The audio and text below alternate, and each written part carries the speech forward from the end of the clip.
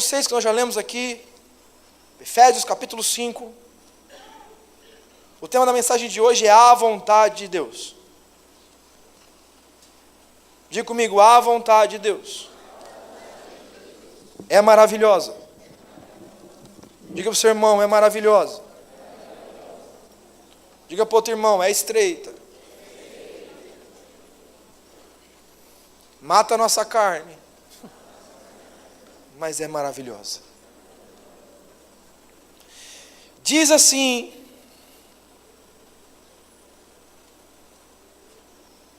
vamos começar o verso 13 de Efésios capítulo 5. Dá para pôr aí, Magrão? Efésios 5, verso 13 em diante. Mas todas as coisas, quando reprovadas pela luz, se tornam manifestas. Porque tudo que se manifesta é luz. Pelo que diz, desperta, ó tu que dormes, levanta-te de entre os mortos, e Cristo te iluminará. Verso 15, portanto, vedes prudentemente como andais.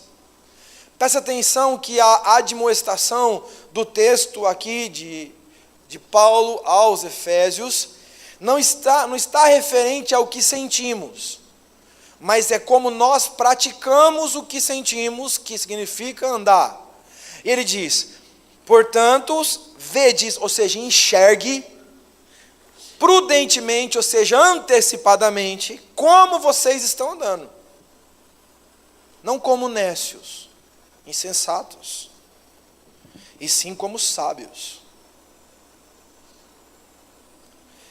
Remindo o tempo, porque os dias são maus. Por essa razão, não vos torneis insensatos, mas procurar compreender o que aí a sua Bíblia diz, qual é, o que está escrito na sua Bíblia, qual é a vontade do Senhor. Obrigado, pastor Álvaro. E aí ele continua, não vos embriagueis com vinho, no qual há dissolução, mas enchei-vos do Espírito, falando entre vós salmos, entoando e louvando de coração ao Senhor com hinos e cânticos espirituais, dando sempre graças por tudo, inclusive por dedo martelado, por tudo a nosso Deus e Pai, em nome do nosso Senhor Jesus Cristo, sujeitando-vos uns aos outros no temor de Cristo. Uau!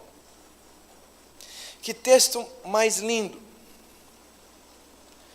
Que coisa mais especial esse texto.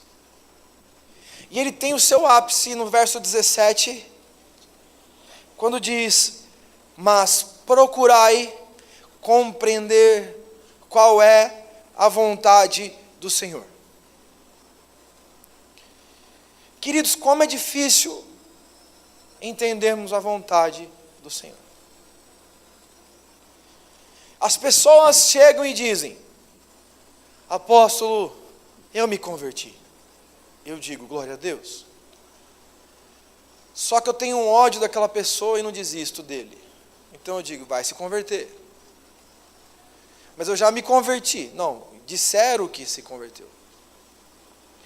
Eu não consigo me acertar, eu não consigo amar, eu não consigo perdoar, eu não consigo ter misericórdia, eu não consigo.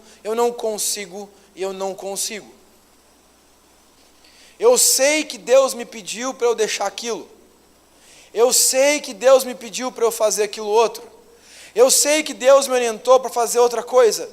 Porém, o que Deus me pediu para fazer não vale muito a pena nesse momento, porque o que importa realmente é o que minha carne quer. Isso acontece comigo e acontece contigo também. Acontece contigo? Sim ou não?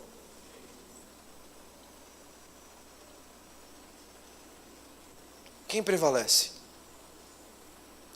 A vontade de Deus, ela vem desconstruindo as nossas vontades e concupiscências, como a Bíblia diz, porque nós advogamos em nossa própria causa, não na causa de Cristo. Pode ver, a sua vida é pautada naquilo que te dá prazer, naquilo que Deus quer que você faça. Como já disse para vocês algumas vezes, a nossa vontade natural das coisas é fazer o quê? Dormir, comer, transar, e o que mais? Acho que só. E aliás, a gente falando que está com fome aqui na frente. Graças a Deus que está com fome.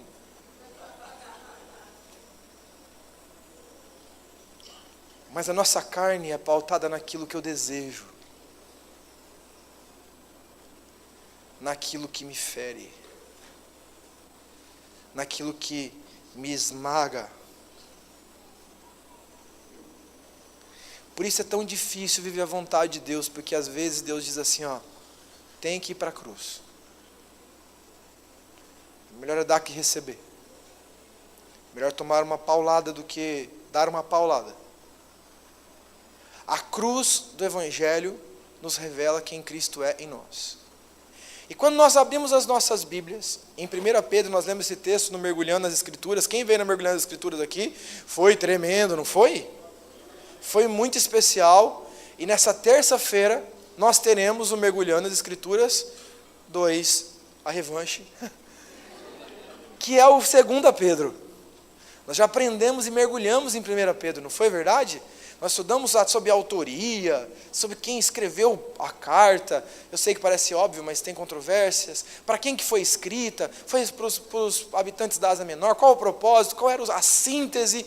E quais são os pontos principais teológicos da carta de 1 Pedro? Lembra que vocês estudaram que a carta de 1 Pedro é a carta mais teológica de todas as epístolas, porque é a carta que mais fala de Deus. A palavra Deus é, Deus é, Deus é. Deus é amor, Deus é luz, Deus não sei o que lá. E nós aprendemos tudo isso na terça-feira. Quem não veio, perdeu. Quem quiser vir, venha. Em nome de Jesus, será muito bem-vindo e receberá com certeza grandes coisas de Deus. A Bíblia diz lá em 1 Pedro capítulo 5, nós lemos esse texto. 1 Pedro capítulo 2, verso 21, diz assim, portanto, para isso mesmo nós fomos chamados. Pois que também Cristo sofreu em vosso lugar. Ou seja, nós somos chamados para a mesma missão que Cristo foi. Vocês lembram quando a mãe dos discípulos de Jesus chegaram para Jesus e disseram assim, Jesus, tem como meu filho ficar um à direita, outro à esquerda? Você lembra o que ele respondeu? Quem lembra o que ele respondeu? Quem lembra o que ele respondeu? Diga comigo assim, a Bíblia é uma bênção. Diga ao seu irmão, a Bíblia é uma bênção. Quem trouxe Bíblia, levanta assim para a gente, para eu ouvir assim, ó. Oh, aleluia, amém, glória a Deus. Quem trouxe Bíblia, diga aleluia. Aleluia. Quem não trouxe, diga misericórdia. Daí não é Bíblia não, é falsificado, Paraguai isso daí. Não. Bíblia não, Bíblia é isso aqui, ó. Aí, beleza, voltemos à palavra. A Bíblia diz o que aqui? Portanto, para isso mesmo nós somos chamados. Para quê, irmãos? O que a Bíblia diz lá? Quando a mãe dos dois irmãos chegam para Jesus e diz, e aí Jesus, eu queria que meu filho ficasse à direita e outro à esquerda. Ele falou, ah é? Lembra que ele respondeu? Eles podem beber do mesmo cálice que eu bebo? Qual era o cálice, irmãos? Vou dar uma dica, Getsemane. Vamos lá. Você não sabe o que é Getsemane? Diga comigo a Bíblia. É uma bênção. Amém? Getsemane, Jesus chega lá diante de Deus e diz o que para ele? Senhor, se possível, afasta de mim este. Qual é o cálice? Contudo, porém, contudo, todavia, seja feita a sua vontade. Ele disse, vocês querem a honra de sentar do meu lado? Você me pede a honra de sentar à minha destra e à minha esquerda.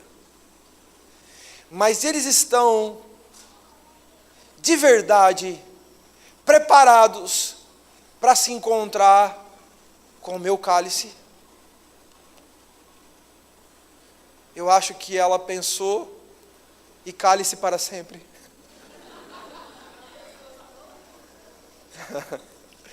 Ela desistiu de pedir isso para os filhos, porque ela deve ter pensado, né? Sabe qual que é a desgraça da nossa alma? Nós queremos a honra da glória e não queremos o cálice de Cristo. O cálice de Cristo é aquilo que Jesus diz, a portinha é estreita. O cálice do mundo e do nosso ego é a porta larga. E aqui no interior é porta larga. Mas sendo porta, ou qualquer outro tipo de porta, a porta que vem do Espírito é estreita. Amém? Vocês estão aí? E aí ele diz aqui para a gente um texto que ele rasga a nossa essência. Um texto em 1 Pedro que rasga o que nós somos. Que pega a nossa Bíblia escrita em nosso coração, essa Bíblia fajuta que muitas vezes nós pregamos e entendemos errado, ele rasga, assim. Ele diz: foste chamados, pois que também Cristo sofreu em vosso lugar, deixando-vos exemplo. Se puder colocar para mim, Magrão. 1 Pedro 2, 22. O qual não cometeu pecado. 1 Pedro 2, 22. Veja bem que existia uma inocência aqui. Sim ou não? Sim ou não? Jesus tinha pecado, irmão? Jesus tinha algum erro? E a gente erra e não quer tomar pedrada? Mas ele diz aqui, no verso 21, sofreu em vosso lugar, deixando-vos um exemplo, para seguirdes os seus passos. Tem um livro chamado Em Seus Passos, o que faria Jesus? Na sua situação, o que Jesus faria? Hoje, Jesus na sua vida, na situação que você está enfrentando, o que faria Jesus? O que ele faria, meus irmãos? E ele diz: segue o meu exemplo, segue os meus passos, o qual não cometeu pecado algum, nem dolo algum se achou na sua boca. Pois ele, aí agora a coisa aperta. Diga para o seu irmão, se prepara. Mexe com o braço dele e fala assim, se prepara. Todo mundo olhando para mim agora, ó. Ou aqueles que estão na Bíblia podem olhar para a palavra.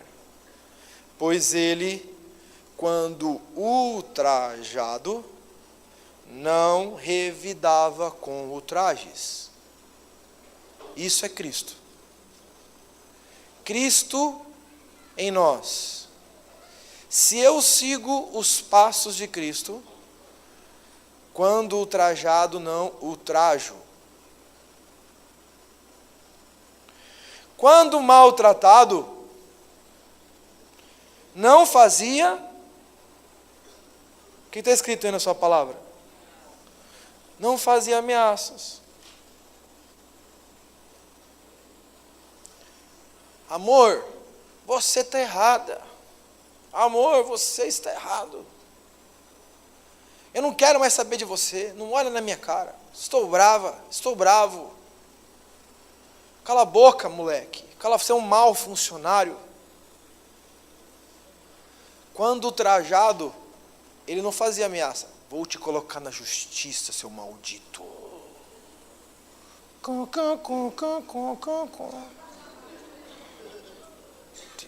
A outro, eu vou me divorciar.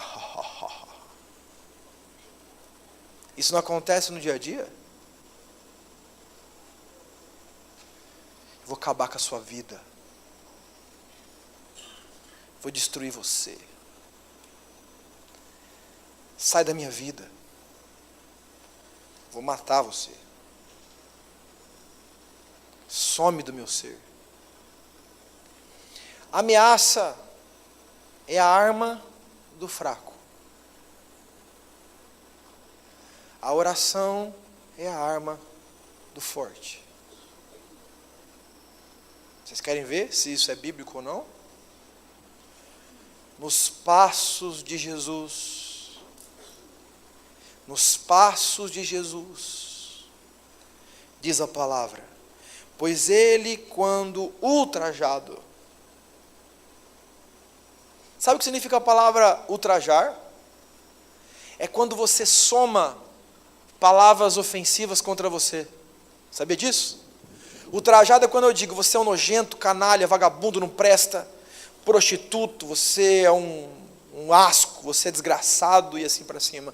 Quando você assimila e acumula muitas palavras ofensivas, isso é ultrajar. Estou ultrajando. Mas quando ele foi ultrajado, ele não ultrajou. Está escrito na sua palavra isso ou não?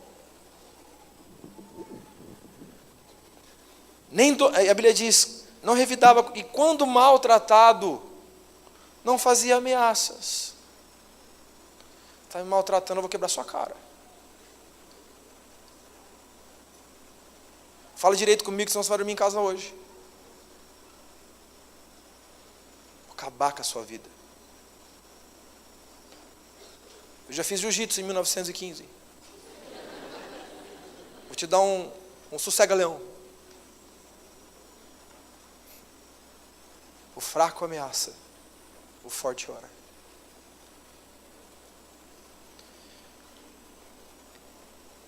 Ele, quando maltratado, não fez ameaças. Ele não disse, se vocês colocarem essa coroa de espinho na minha cabeça, vocês vão ver o que meu pai vai colocar na sua. Ele não disse assim, enfia o prego aqui, que você vai ver onde Deus vai enfiar em você. No bom sentido, irmão. No meio da sua testa. Ele não disse assim, me chicoteia, mas me chicoteia forte.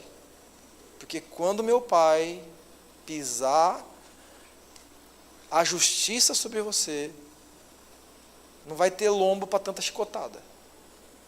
Ele não fez isso. O que ele fez? Quando maltratado, como ele fez? Senhor, perdoa, porque não sabem o que fazem. Existe uma pequena distância de 200 bilhões de quilômetros entre o que Jesus faz e o que nós fazemos. Sim ou não? Isso é evangelho. E ele continua, vírgula, mas entregava-se àquele que julga com justiça. O que é entregar aquele que julga com justiça? É orar. É orar. É você pegar o Senhor e levar para Ele, Deus, alguém me maltratou. Alguém me feriu. Mas preste atenção que até o levar para Cristo exige conversão, para sermos igual a Jesus. A Bíblia diz o que lá? Que Jesus, quando orou na cruz pelas pessoas que lhe ofendiam, o que ele disse para as pessoas? Ele disse, Senhor, perdoa, porque não sabe o que fazem. É isso ou não é? É assim ou não é, irmãos? Perdoa. Eles não estão sabendo o que estão fazendo. Quando a gente é carnal, a gente diz, Senhor, eu estou trazendo para você quebrar a cara deles. Faz justiça. Você já viu o atendimento de marido e mulher ou de dois crentes? Dizendo, não, mas eu creio que Deus vai fazer justiça. Vai mesmo! Vai fazer justiça, já orei. Vai fazer na sua vida. Você vai ver, eu sinto que tem um câncer nascendo.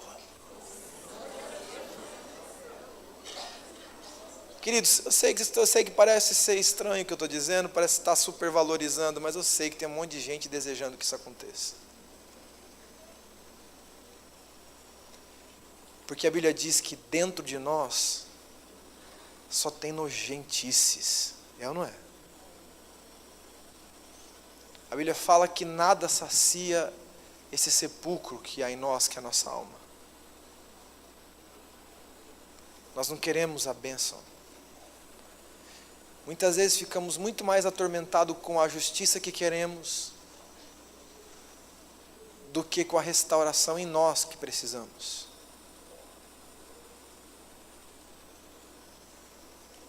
E a Bíblia diz, Ele carregou em seu corpo, sobre o madeiro, os nossos pecados, para que nós, mortos para os pecados, vivamos para a justiça.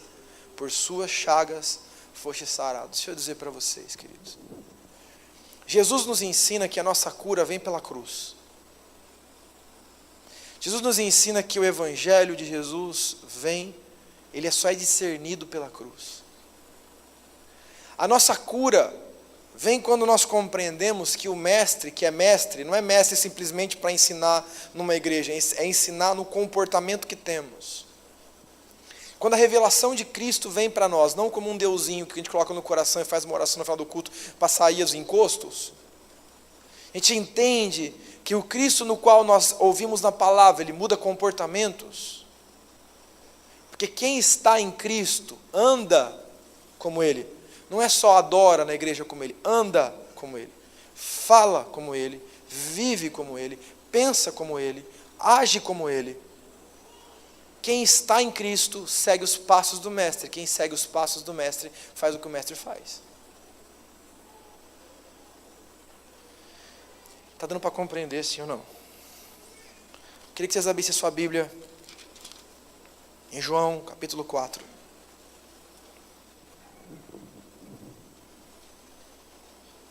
Jesus nos ensina sobre a vontade dEle e a vontade do Pai. E quando a gente abre nossas Bíblias em João capítulo 4, nós vemos exatamente exatamente essa revelação.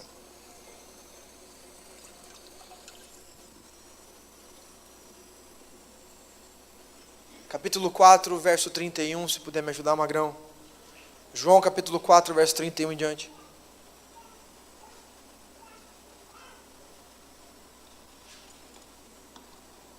Diz, nesse interim, João 4, 31, os discípulos lhe rogavam, dizendo, mestre, come. Parece algum discípulo daqui dizendo para mim nas festas, William, come, apóstolo, come. Vira e mexe, está no meio da festa, vem a Martinha, alguém trazendo um prato para mim, ó. Come, ou a Carla mesmo. E aí ele diz assim, mas ele lhes disse uma coisa.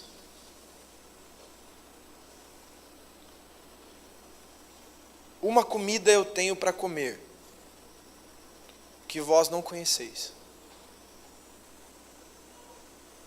Diziam então os discípulos. Eu fico imaginando Jesus e os discípulos, imagina assim, ó. Aí os 12 vinham andar do lado dele assim, aí chegava para ele e falava assim, Jesus, come? Não vai comer não? Aí ele disse, eu tenho uma comida que vocês não conhecem. Aí, os discípulos boiavam, olhava, só via os grilinhos, aí olhava um para o outro e disse, você entendeu? Não entendeu? Alguém teve revelação aí? Não entendeu? Não. Aí alguém dizia, como no próximo versículo, será que alguém trouxe comida para ele? Será que ele pediu um delivery? Eu não vi chegando lá. Nenhuma motinha do Zezão, não. E a Bíblia diz, então os discípulos Então os discípulos uns aos outros, teria porventura alguém trazido o que comer? Disse-lhe Jesus, respondendo, e aí deve olhar eles batendo a cabeça. É uma coisa muito interessante do jeito que Jesus pregava, porque você percebe que tem um espaço de tempo. Ele dava um gancho. A comida que vocês querem me dar, eu tenho uma comida que vocês não conhecem. E aí ele não fala mais, ele espera as pessoas pensarem. Aí as pessoas, os discípulos pensam, fica procurando uma motinha do delivery, não acham. Aí Jesus viu que eles já bateram a cabeça e diz para eles a seguinte coisa: a minha comida, verso 34, consiste em fazer a vontade daquele que me enviou a realizar a sua obra. Às vezes eu vejo as pessoas dizendo assim, eu quero largar do meu marido. Eu digo, beleza, essa é a sua vontade, é a vontade de Deus. Eu quero sair do ministério, ótimo, essa é a sua vontade ou a vontade de Deus. Eu quero, não quero mais estar nessa célula, essa é a sua vontade ou a vontade de Deus. Eu não quero mais, eu acho que eu não acredito mais que a minha história com meus irmãos vai dar certo. Isso é a sua leitura ou a leitura de Deus? Pode parecer babaca essa pergunta, né? Mas ela é tão profunda.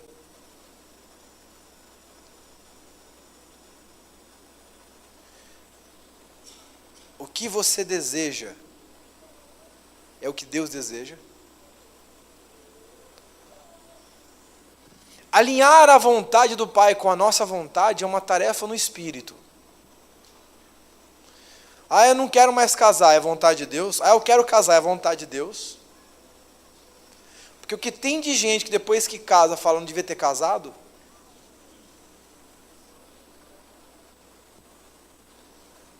tem alguma coisa errada então. Eu quero abrir uma empresa, é a vontade de Deus. Quero fechar uma empresa, é a vontade de Deus. Quero trocar de emprego, é a vontade de Deus. Quero socar a cara do meu irmão, é a vontade de Deus.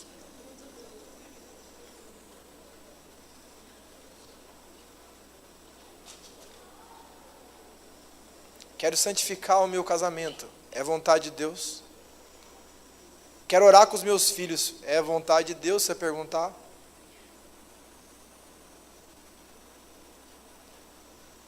A vontade de Deus é a perturbadora vontade de Deus na nossa alma.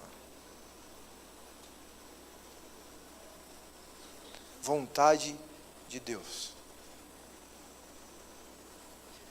Ele diz, a minha comida, verso 34. A minha comida consiste em fazer a vontade daquele que me enviou a realizar a sua obra. Nós podíamos destrinchar esse texto e primeiro começar com a comida. Tem gente que fala assim, eu estou fraquinho. Está fraquinho porque está faltando comida. Qual é a comida? Qual é a comida? Não, qual é a comida? Ele está dizendo aqui no texto, sabe? Vamos no texto. O que Jesus está dizendo na comida? A minha comida consiste em fazer a... Quer dizer que a minha fome espiritual significa em fazer a minha vontade. Quem faz a sua própria vontade com fome fica. E não é a fome demais de Deus, é a fome, é a subnutrição espiritual. Quando Jesus encontra no Getsemane os discípulos deles dormindo, ele dá uma bronca. Ei, vocês estão vacilando, cara. Orai e jejuai. Orai e vigiai. Para quê? Para que não caís em? Porque quando a tentação, quando você pensa, não sei o que você pensa numa tentação. Tentação, ela pode ser muito sorrateira. Pode dizer para você assim, descansa. Fica de boa. Sufoca o seu irmão. Desiste da sua casa. Abandona o projeto de Deus. É uma tentação. Ou não é? Senta a mão no seu irmão.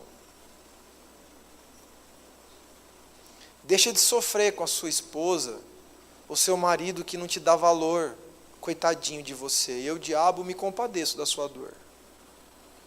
Como você sempre é injustiçado e o seu cônjuge sempre é o malvado, porque ele é ruim demais, né? Eu sei. Vai fazer o que você quiser da sua vida. Eu entendo você, bem. Chuta tudo, vai lá. Você é muito oprimido, coitadinho. E quando você fica com dó de si mesmo, e essa dó te faz pecar, essa dó te faz pecar, porque você ficou humanista, porque você saiu da vontade de Deus, porque não importa o que vivo, obediente sou e ponto final, assim tem que ser. Se eu sou obediente à vontade de Deus, eu tenho comida espiritual na minha casa. O dia que eu não sou obediente, eu não tenho comida espiritual. Eu entro num processo de subnutrição espiritual, e toda pessoa que está subnutrida, ela não tem força. Vamos sair, vamos correr. Vamos jogar uma bola. Eu fiquei um dia com tanta dor, mas com tanta dor. Um dia inteiro sem comer nada, com febre, com dor. Fui para o hospital, passei a madrugada lá. Fiz uma pequenina cirurgia e saí de lá andando, tranquilo. Fui na farmácia, de repente eu falei assim, tá ficando escuro. Desmaiei. Saí de SAMU da farmácia. Mas fica tranquilo, é uma farmácia que não tem quase movimento, aquela Droga Mar, sabe aquela ali do lado da praça?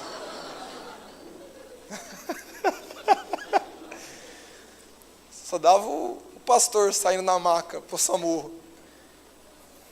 Sabe por quê, queridos? Porque eu não tinha comido. Quando você não come, você desfalece. E a comida, preste atenção, Jesus está ensinando, a comida que eu tenho, vocês não conhecem, ele diz para os discípulos. A minha comida é fazer o quê? A vontade do meu Pai. Está faltando vontade de servir a Deus? Tá? Não precisa me responder, só Jesus sabe. Está faltando vontade de se santificar? Está faltando vontade de viver a palavra suportando-vos uns aos outros em amor? Está faltando vontade de poder cumprir princípios financeiros? Está faltando vontade de ser fiel a Deus nos dízimos, nas ofertas? Está faltando vontade? Está faltando vontade de pregar o Evangelho?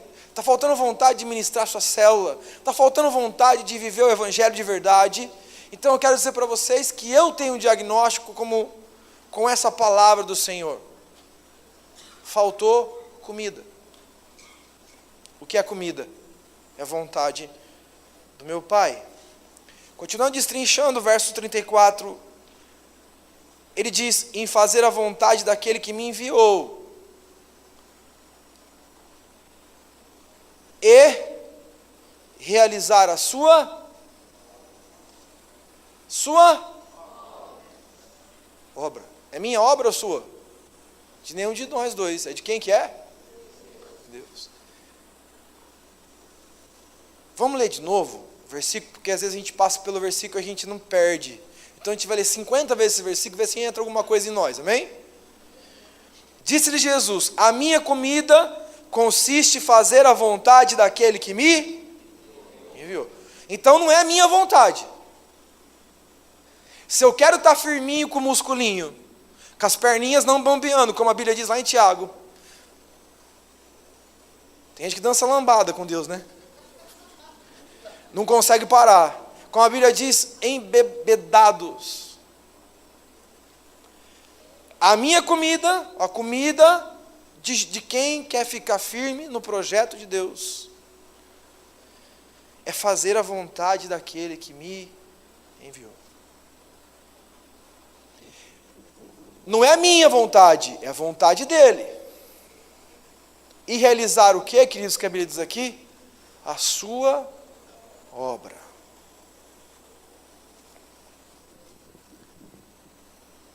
Realizar o que mesmo? A sua?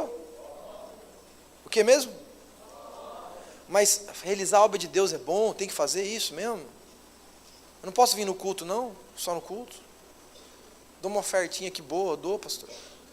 Se o louvor tocar melhor, eu dou até uma oferta melhor. Se pregar bem e não bater em mim, eu até dou um dízimo, quem sabe um dia. Porém, a obra do Senhor é diferente. Veja o verso 35. Não dizeis vós que ainda há 4 meses até a ceifa, ou a colheita? Eu, porém, vos digo, erguei os olhos. Erguei os olhos significa levantar os olhos espirituais para você enxergar. E vejam, e vede os campos, pois já branquejam para a ceifa. Verso 36. O ceifeiro recebe desde já a recompensa e entesoura o seu fruto para a vida eterna. E de sorte que se alegram tanto o semeador como o ceifeiro. Pois no caso é verdadeiro o ditado: um é o semeador e o outro é o ceifeiro. Jesus diz: eu vos enviei para ceifar o que não semeastes. Outros trabalharam, e vós entrastes no seu trabalho. Quero dizer para vocês, queridos, que Deus vai fazer com a gente nesse ano de 2014 uma colheita no qual nós não semeamos. Amém? Posso ouvir um amém? Amém. Uma colheita no qual nós não semeamos. Porque isso é o evangelho da graça.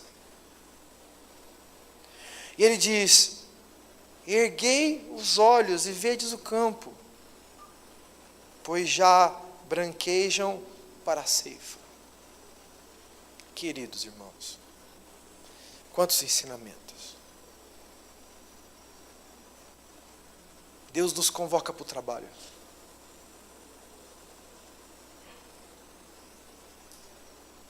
A palavra de Deus nos ensina que maldito o homem que faz a obra de Deus negligentemente. Não é isso que a Bíblia diz? Não é assim ou não? Amém, irmãos? Amém. E a Bíblia diz: ai daquele que esconde a sua espada na guerra.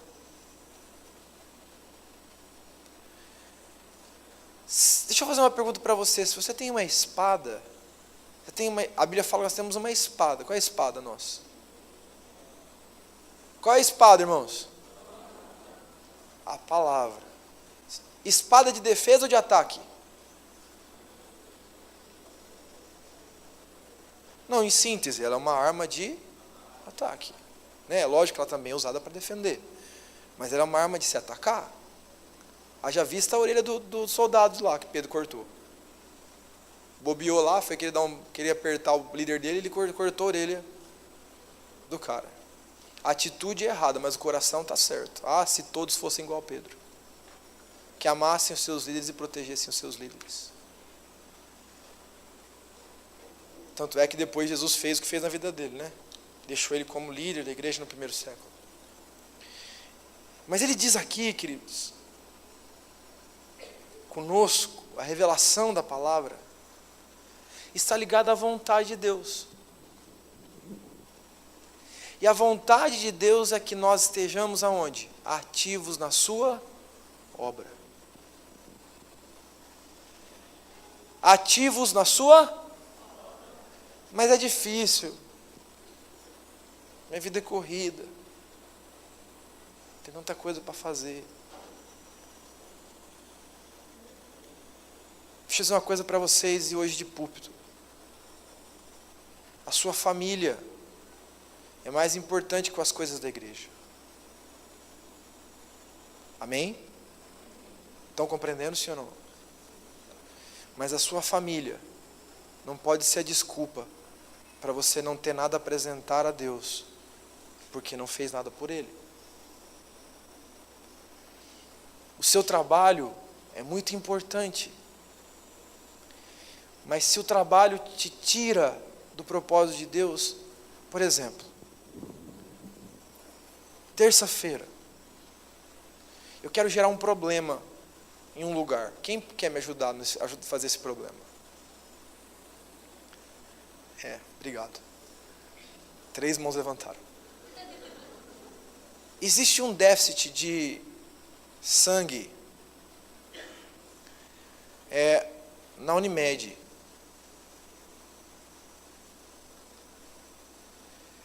Eu queria levar um batalhão de gente aqui para provar para aquele centro de sangue que existe um sangue que nos lavou, que é o sangue de Jesus, e nos fez pessoas interessadas a servir outras pessoas e a comunidade no qual nós estamos.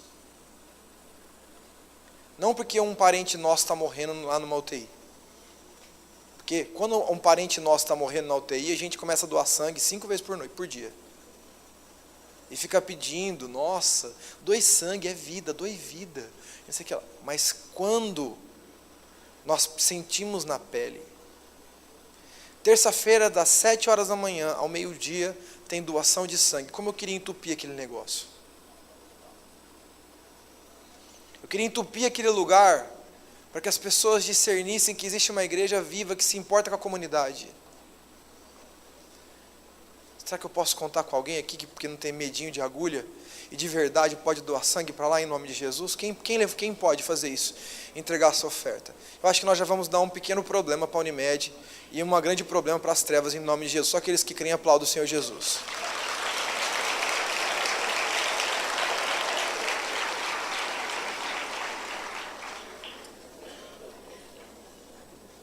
Terça-feira.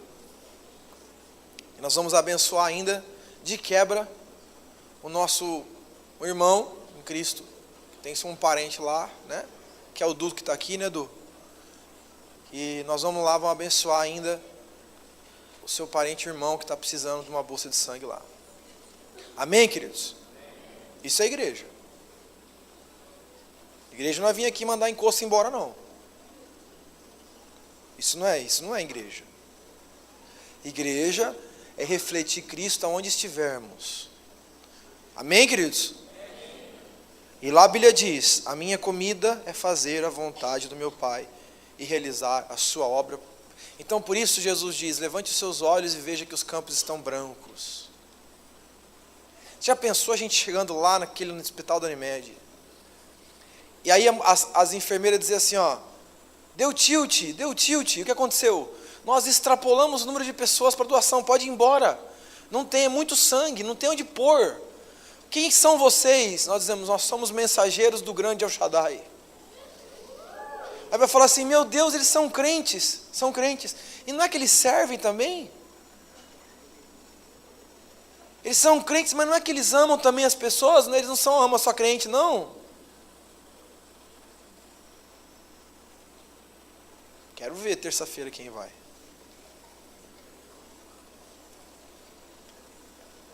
Nós vamos gerar um problema. Eles sempre vão se lembrar. Todas as pessoas que receberem esse sangue lá vão saber que houve alguém que se importou com eles sem saber quem é a outra pessoa que está recebendo isso. Amém, queridos? Amém. Estão compreendendo, sim ou não? Sim. Diga para o seu irmão, isso é igreja. Diga para o outro irmão, isso é igreja. O resto é balela.